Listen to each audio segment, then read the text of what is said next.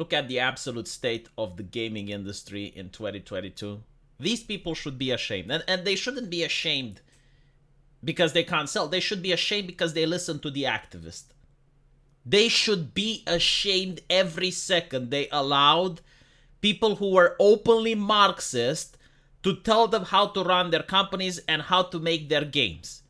Marxists do not understand economy. They hate capitalism. So when they get into a corporation talking about, like with their black fists and say, oh, let's start a union. Oh, let's push our ideology onto the masses because everything is political. Oh, why should you make games for entertainment? No, games should be for social justice. We shall use gaming to abolish racismus. We shall destroy transmophobismus. And in reality, they have done jack shit. Like, none of those things have they accomplished. They have accomplished, however, completely destroying the companies they work at. I mean, look here, consoles. Consoles are 27% of the overwhelming pie.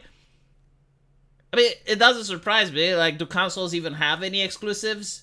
And Xbox having these strong anti-consumer policies coming up where it's all about spyware. We're all about going to listen to what you and your friends talk. We're going to start tone policing everything you say, right? Because we're fighting racismus. America is now anti-racismus because Xbox is on the case. So if you use any gamer words, we're going to take away your games. We're going to punish you. Apparently, people don't really appreciate that. Computer games, 20%. And look at this shit. Look at this shit, okay? Mobile games. And I'm going to show you why the activist is an imbecile, alright? I'm going to show you why the activist is not only anti-consumer, but all it does is it leeches money from the company, and then it also destroys the company, because like if the activist was smart, it would just drain resources from the company while still making sure that the company remains afloat. And by activist, I mean like all those proofreaders that make sure that the story is built for a modern audience, all the diversity firings, right? Where if a person doesn't have like the correct ideas but they're very talented, they get fired, right? Those activists I'm talking about. And like one of the things that they have waged a successful campaign against was the heteronormative male gaze. I mean, they were so, obvious, like, oh, we need inclusivity. Oh, if we change our games and we remove sexism, oh, women will flock to play our games. Meanwhile, mobile games, 103 billion. Let's look at mobile games, for example, right? I don't even know what this is, but it's so stereotypical of mobile games, isn't it? Right? Sex appeal. That's what this has. It has sex appeal. It's not a porn game or anything. I like, just by looking at it, I know exactly the type of game that it is. It's probably a game that doesn't have very good gameplay. I don't expect that it has an intriguing story. It literally has one thing going for it. And what that thing does is it places it into this bracket of 103.5 billion net worth. Like, can you imagine if you had a game like this that also had the story, that also had gameplay? Oh my god. Oh my god.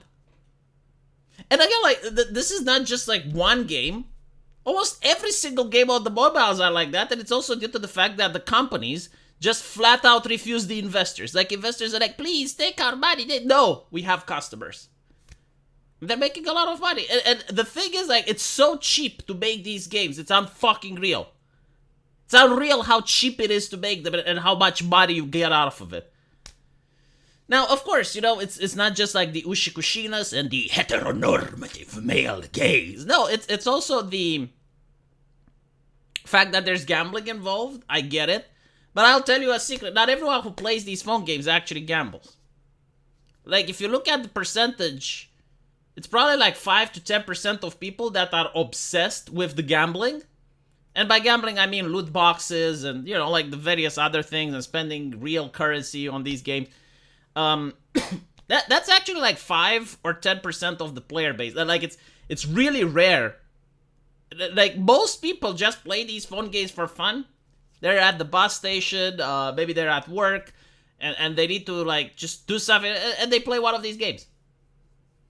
If you can even call them games. And again, it's so disappointing. Like it is so obvious what's going on that when you don't listen to the activist, when you tell the activist to fuck off, you actually please the customer base, right? Like you don't. You never hear a single person complaining about, oh my god, they race swapped this character in Azur Lane. Oh my god, they gender swapped.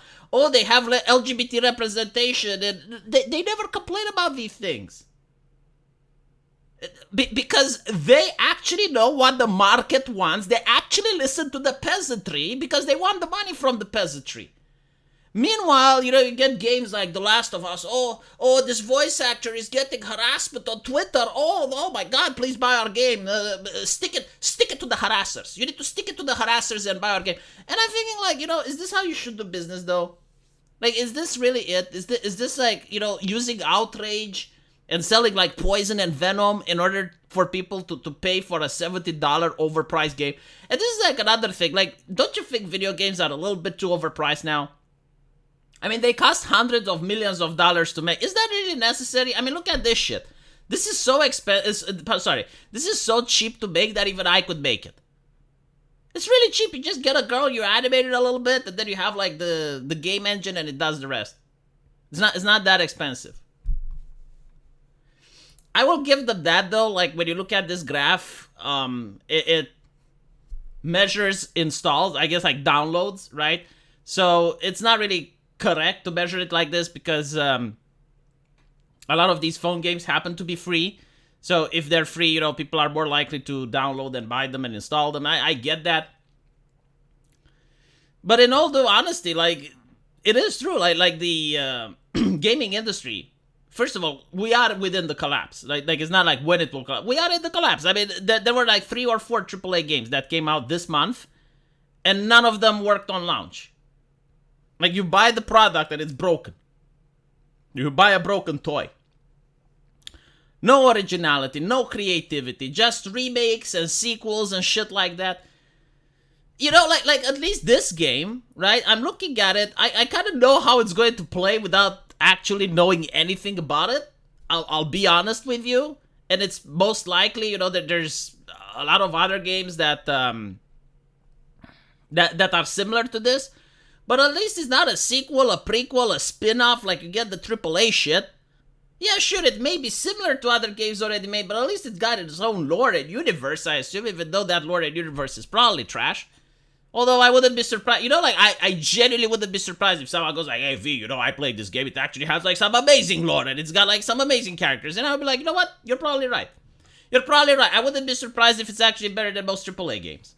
So do let me know what you think, and as usual, I will see you in the comment section. Take care.